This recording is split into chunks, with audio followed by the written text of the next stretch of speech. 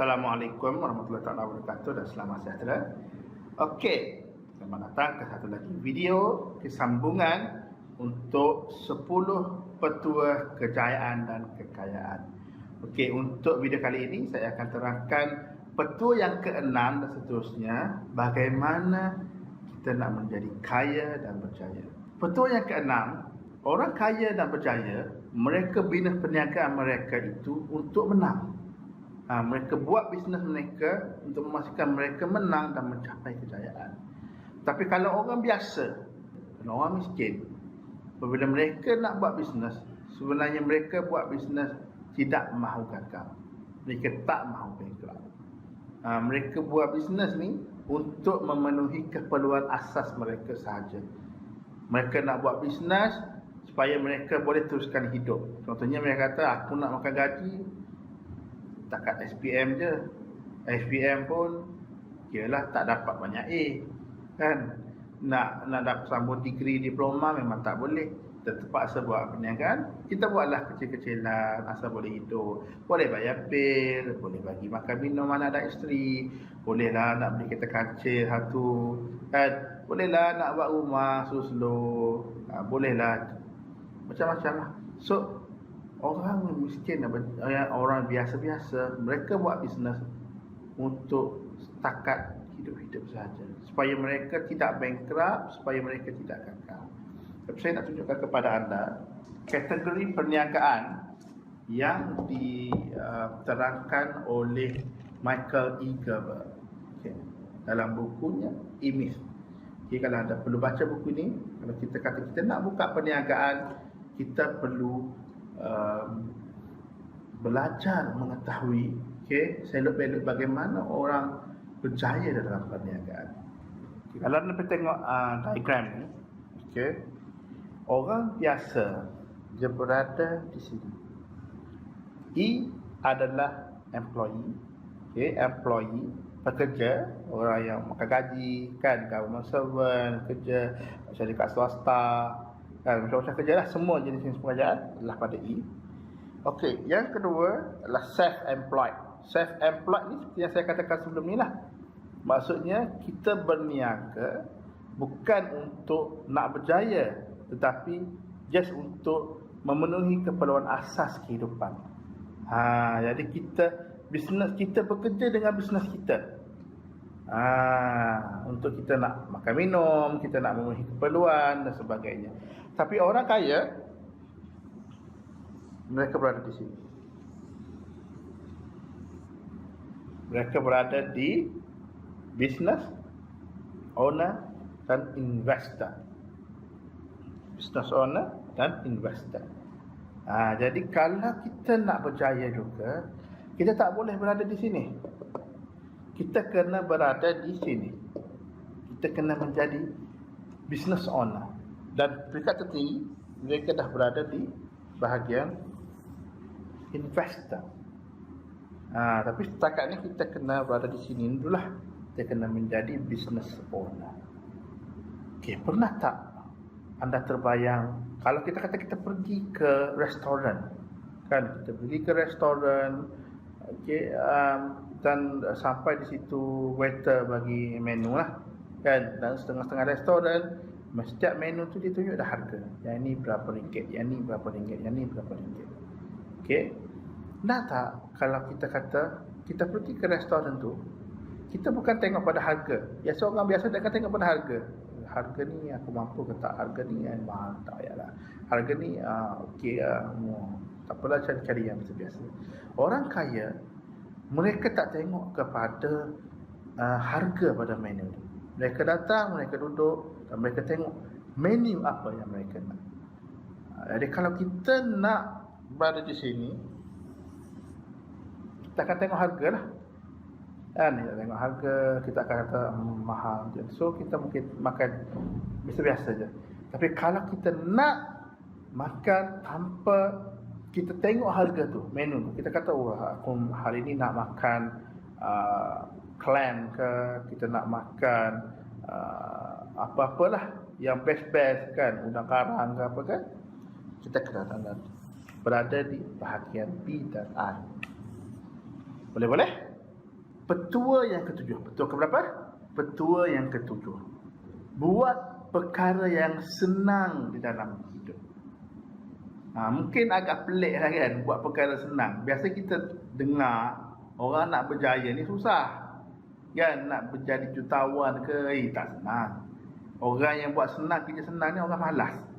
Tapi maksud di sini, mengikuti Half Acre ini, kita buat kadang-kadang tu, dia bukan kata senang, tetapi dia tidak, sebagai contoh lah, saya bagi contoh mudah. Kan, kita kata kita buat cold call, telefon. Benda tu senang sebenarnya. Kan, kita kata nak telefon prospek. Mungkin prospek tu kita tak kenal pun, kita dapat nombor telefon kat mana-mana. Nak call, berpeluh nak boleh telefon. Kan, ketal untuk ni. Nak boleh telefon, nak cakap dengan orang yang tak dikenali dan memperkenalkan tentang produk atau perkhidmatan yang kita nak jual. So benda tu senang ke susah? Senang kan?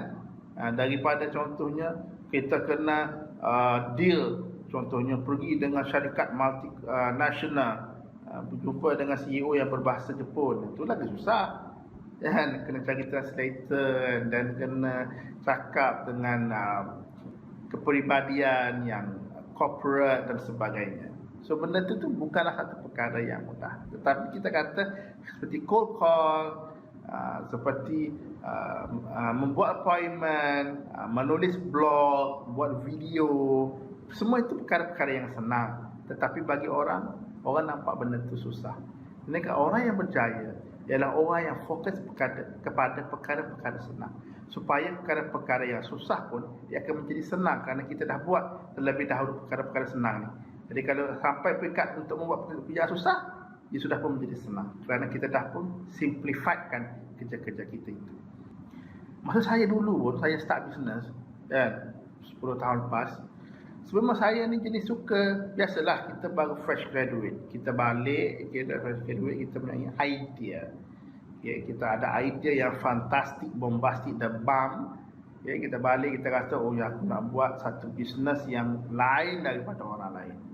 Kita balik dan kita buat, kita execute. Dan kita pun ada, contoh kita, saya sendiri, saya adalah pelajar usaha perniagaan. So saya rasa macam I know everything.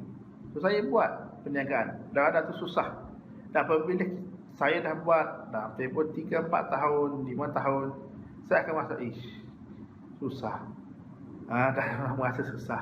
Jadi pada masa itu, dan setiap dua perniagaan bisnes yang saya buat sebelum ni, saya buat pertama, saya buat perniagaan, saya nak buat franchise pendidikan yang dinamakan Anakku Genius. Saya nak buat program franchise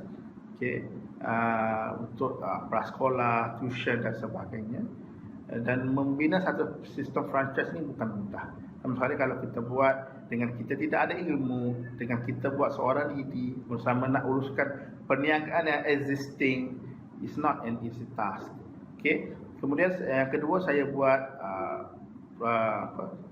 perkhidmatan butik pengantin, dan saya nak buat bersama isteri saya program licensing butik pengantin, dinamakan Rautah Bridal. So dengan itu juga saya pun nak buat perkara susah. Licensing itu pun sama juga konsep dengan franchise, dan juga mengambil proses yang panjang dan cabaran itu sangat besar lah, sebab kita nak uruskan perniagaan existing business bersama buat sistem untuk program licensing itu. Dan ia menjadikan kehidupan kami susah. 7 hari seminggu kerja, siang hari kerja untuk bisnes secara fizikal, malam pula membuat sistem operating untuk bagaimana kita nak buat program franchise dan juga licensing tu. So hidup kami memang tunggal langkah, memang susah. Jadi apabila saya belajar tentang perkara itu, saya pun berguru dengan Half Acre dan beberapa mentor yang lain. Kita buat perkara yang senang. Saya mula belajar tentang dropship. Saya buat bisnes yang saya dapat daripada negara China, dan saya jual di dalam pasaran Malaysia, dan saya jual di pasaran US. Jadi it will be easier apabila kita ambil perniagaan model-model perniagaan yang lebih senang untuk kita nak buat, supaya kita kata kita nak, sebenarnya kehidupan kita nak mencari, kita kata kita nak challenge, kita nak ada something yang kita kata baby kita lah, something yang kita boleh banggakan. Dan ni produk kita hebat, buat sistem franchise dan sebagainya. Kalau anda ada idea untuk buat sistem franchise, tidak ada masalah, teruskan usaha anda itu. Tetapi bagi orang yang struggle, yang tak tahu, zero knowledge, nak buat perniagaan, jangan cari perniagaan yang susah. Carilah perniagaan yang senang, tetapi kita kata benda itu achievable untuk diri kita. Boleh? Okey. Sekarang ni kita nak kongsikan petua yang seterusnya, itu petua ke-8. Untuk kita jadi kaya dan berjaya, kita perlu belajar daripada orang yang dah berjaya. Logiklah kan, kalau kita kata kita nak buat satu perniagaan, kita kena belajar daripada orang yang dah berjaya dalam perniagaan dia, barulah kita boleh mengikuti langkah dia. Kalau kita belajar daripada orang yang tak berjaya, kita tidak akan dapat mencapai kejayaan yang kita inginkan, kerana orang tu tak berjaya pun. Jadi kita nak berjaya, kita kena dapatkan ilmu daripada orang-orang yang dah berjaya. Sebagai contoh, apabila kita lahir dalam dunia ini, kita ibarat sehelai kain putih yang kosong, kan? Di mana hadis Rasulullah SAW yang bermaksud, setiap anak dilahirkan dalam keadaan fitrah, ini suci. Kedua-dua orang tuanya lah yang menjadikan dia itu Yahudi, Nasrani ataupun Majusi. Hadis Bukhari. Jadi orang ni memang setiap bayi yang lahir, dia ini kosong, suci, kan? Fitrah dia memang dia tidak ada apa-apa informasi tentang apa-apa sekalipun. Dia lahir saja, dia tak tahu apa-apa. Jadi ibu bapa dia lah dan juga orang sekeliling dia lah yang menjadikan dia itu, seperti mana hadis ini dia kata orang itu Nasrani, Yahudi atau Majusi. Jadi bayi ini seperti umpama sebagai sebuah tangki kosong. Mereka tidak ada maklumat pada dia, yang disimpan di dalam memori mereka. Jadi apabila kita lahir saja ke dalam dunia ini, kita dilimpahi dengan informasi-informasi. Kan, kita 3-4 bulan, kita belajar untuk senyum, dan kita belajar untuk bereaksi dengan orang. Kita belajar dalam tempoh kita menjadi bayi sehinggalah kita menjadi besar, kita sering belajar daripada orang-orang di sekeliling. Kemudian informasi-informasi yang diperoleh ini yang membentuk menjadi diri kita sebagai diri kita sendiri. Jadi kalau kita tengok, kita ni adalah produk daripada ilmu-ilmu ataupun informasi-informasi yang telah pun kita dapat dari sekeliling kita, daripada kita bayi sehingga umur kita sekarang ini. Ini kerana minda kita ni menyimpan data-data informasi yang kita dapat pada masa-masa yang lepas. Mungkin kadang-kadang tu kita tak sangka sebenarnya apa yang kita buat itu adalah perkara yang kita belajar pada umur kita 7 tahun, yang kita pernah dengar pada masa umur 7 tahun. Jadi kadang-kadang itu kita tak perasan, tetapi sebenarnya informasi-informasi ini telah pun kita dapat semasa kita membesar. Kadang-kadang seumur 5-6 tahun pun kita sudah pun mempunyai koleksi data-data ini, dan data-data ini akan digunakan dalam kehidupan kita sehari-hari. Oleh itu, minda kita berfungsi sebagai pengkalan data lah untuk menyimpan informasi-informasi yang kita peroleh. Kan, seperti kita kata hard disk komputer. Jadi kita masukkan, kita install, kita masukkan dalam program-program, file-file kita masukkan dalam hard disk itu. Jadi lagi banyak file-file yang kita masukkan, lagi banyaklah data yang tersimpan dalam hard disk itu. Betul? Jadi kita boleh keluarkan maklumat yang tersimpan dalam memori kita. Kita tak boleh keluarkan maklumat yang tidak ada di dalam memori kita. Dalam satu komputer tu, kan, kalau kita kata kita nak cari tentang kaya daripada data komputer tu, tapi data komputer tu tidak menyimpan satu maklumat pun bagaimana untuk menjadi kaya. So macam-macam mana pun kita cari, macam-macam mana pun tidak akan jumpa cara-cara untuk menjadi kaya. Jadi itu adalah punca mengapa orang yang tidak berjaya tidak dapat mencapai kejayaan. Kerana mereka belajar tentang kejayaan, kekayaan dan kehidupan daripada orang-orang yang tak berjaya di sekeliling mereka. Kan mereka kata daripada kecil sampai besar, mereka kata duit ni susah nak dapat, perniagaan ini susah. Kan kalau kita tak ada duit pun kita kaya, kita bahagia dan sebagainya. Orang yang berjaya, mereka mempunyai database ataupun ilmu atau maklumat yang dapat membantu mereka untuk berjaya. Sebab itulah kalau kita kata orang yang dah berjaya ni, kan, dia buat satu perniagaan, dia jatuh, dia dapat bangkit pada masa yang singkat. Kenapa? Kerana mereka dah ada maklumat tu. Kan, mereka buat satu bisnes, jatuh bankrupt, tak ada masalah. Mereka buat bisnes lain menggunakan ilmu yang ada, maklumat yang ada di dalam pengkalan data mereka. So mereka keluarkan saja pengkalan data mereka itu, cara-cara bagaimana untuk menjadi kaya. So dalam masa singkat mereka boleh bangkit kembali. Sebab itulah kalau kita tengok cerita sahabat Nabi, kan, Abdurrahman bin Auf, tengok sirah, di mana apabila beliau daripada kota Mekah tu, beliau nak pindah ke kota Madinah, puak Quraisy tidak bagi beliau mengeluarkan harta. Kerana nak hijrah tak apa, tinggal harta di dalam kota Makkah. Jadi Abdurrahman bin Auf terpaksa nak mengikut Nabi, nak berhijrah ke kota Madinah. So orang-orang Quraisy sangat-sangat happy, jadi kaya sebab Abdurrahman bin Auf ni seorang jutawan yang hebat, sama seperti Khadijah, kaya, sangat-sangat kaya. Jadi apabila beliau pergi ke kota Madinah, beliau tidak punya apa-apa. Jadi tetapi pada masa yang singkat sahaja, beliau boleh bangkit balik menjadi orang yang paling kaya, mengatasi orang-orang Yahudi di kota Madinah. Kenapa? Kerana beliau dah ada database bagaimana untuk membuka perniagaan, bagaimana untuk cara-cara untuk menjadi kaya dan berjaya. Jadi kalau macam anda dan saya, kita lahir, kita membesar, mungkin ibu bapa kita bukanlah orang yang percaya dalam perniagaan, dalam kehidupan. So, apa yang kita boleh lakukan? Macam mana kita nak dapatkan ilmu-ilmu ni, maklumat-maklumat yang kita nak install dalam database ni?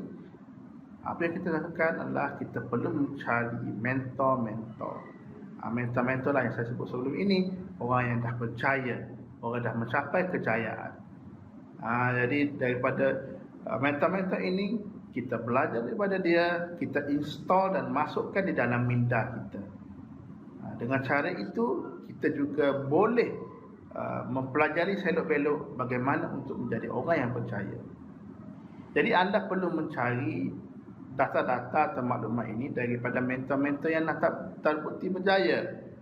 Kan? Janganlah cari mentor-mentor yang tak tahu berjaya ke tak. Kan? Kadang-kadang banyak buku-buku ilmiah, kan, kita baca, dia ni orang pengkaji sahaja, dia buat bisnes tu, kan. Jadi kita kena cari orang yang memang buat bisnes tu dan dia boleh berjaya dari buat bisnes tu. Barulah kita juga dapat mengikuti langkah yang dia lakukan. Banyak sumber-sumber yang kita boleh dapatkan. Kita nak dapat ilmu daripada dia. Kita boleh dapatkan CD, kita boleh pergi seminar, kita boleh tengok video YouTube, kita boleh baca buku dan banyak lagi sumber-sumber yang kita boleh dengar audio, kan. Kita boleh banyak kaset-kaset ke CD. Kita boleh banyak belajar daripada mentor-mentor ini bagaimana kita nak mengikut langkah-langkah orang yang percaya juga. Kemudian satu langkah yang perlu kita lakukan adalah kita perlu take action. Buat bersama saya, take action. Sekali lagi, take action. Jadi sebenarnya cara ni bukan apa, supaya kita kena bertindak. Kalau anda tak buat, maksudnya anda juga mungkin tak boleh nak buat, tak boleh nak take action. Sebab apabila kita belajar daripada seorang mentor yang dah berjaya, tapi kita belajar, kita baca je, kita tengok je, kan? Tapi kita tak buat apa-apa, kehidupan kita juga tidak akan berubah.